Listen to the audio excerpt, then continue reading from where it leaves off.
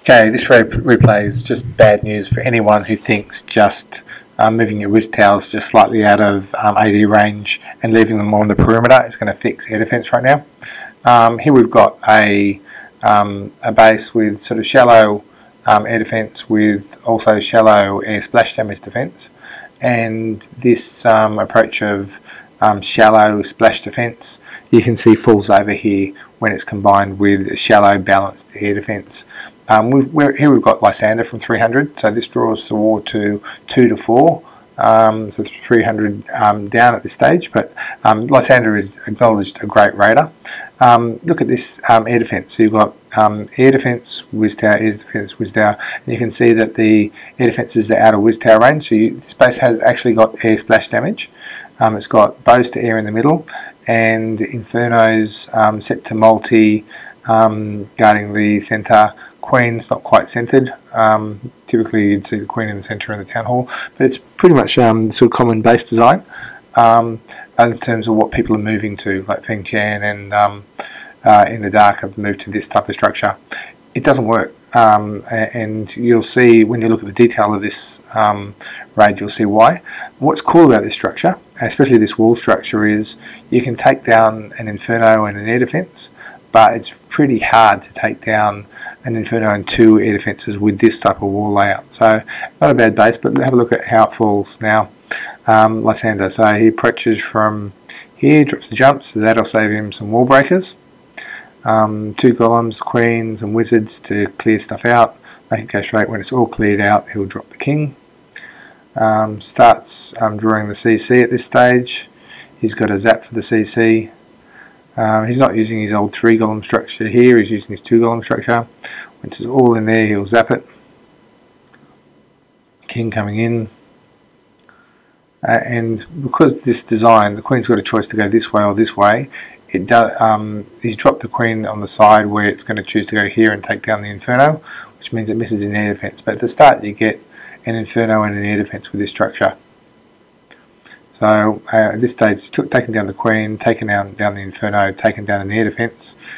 King's gone walkabout, drawing some fire. And now he starts his air raid. Now we're going to have to pause this a couple of times to have a look at what happens and why.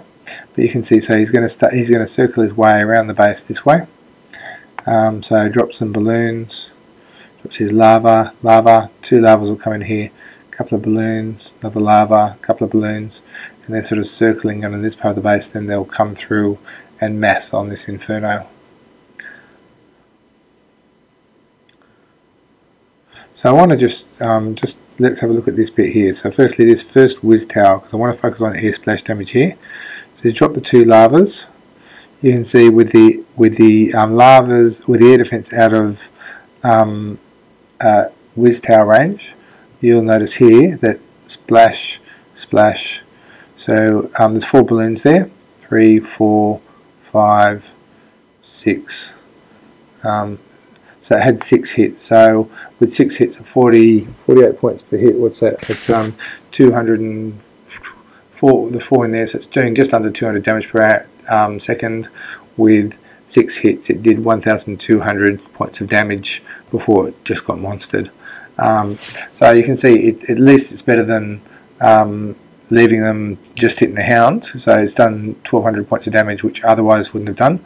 But the challenge here is because it's shallow, the balloons are relatively unbunched, and it was only hitting 4 balloons, and therefore only got 1,200 points of damage out of your whiz tower.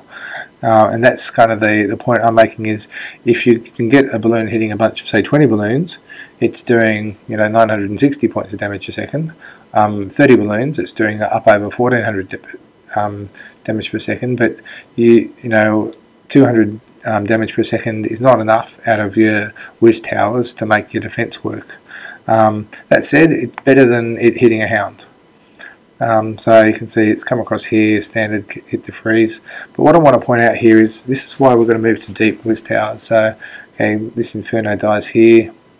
Okay, this is a great example. Okay, now have a look at with this structure. See, the hound comes across, and you can see the whiz tower starts hitting the hound rather than the balloons, and so it's got hit the hound. Now it's out of range, So it might get one shot away. It gets one shot away on those 2 balloons before it goes down. So with the looking at the pathing, you know, if you've got a situation where the hounds are going to come across and draw the whiz tail fire even for a period, you can see you're not getting a lot of value out of your balloons, and that's the problem. That's the problem we're going to have to look at in terms of base design, in terms of defence. But I want to continue with this range because I want to just show the potential of whiz tails. Now, have a look at this point here. Now, this is where a whiz tail would be really useful. It's got a whiz tail here, got some distraction balloons because it's shallow. If the whiz tail was deep, or here, it's like, let's have a look at here as an example. You've got a bunch of the balloons remaining. There's 14 balloons. A whiz tail here at the moment, if it was shooting, would be doing in the order of 500 damage per second on that bunch, and probably save the whole base. Now, by the time it all groups, you've got a situation where whiz tail here might have been doing even more, and so we need to have a situation where you need to. The trick is to bunch your balloons through the pathing, and then get whiz tails to fire on bunched balloons, not a hound. And so that's the challenge in base design right now. And you can see that this, unfortunately, it appears this design where you separated, you're running a circle of air defense whiz tail, and the like, doesn't seem to work, just because the whiz tails are too shallow. They can be picked off with distraction balloons, and they just don't hit the balloons when they're bunched enough. Whereas in the centre you've got more of a chance of actually structuring your pathing so the balloons are bunched. So bad news for all the people who think that just leaving them on the perimeter and leaving whiz tails out of your air defences out of whiz tail range is going to work. That shows that it won't, so we need a new design.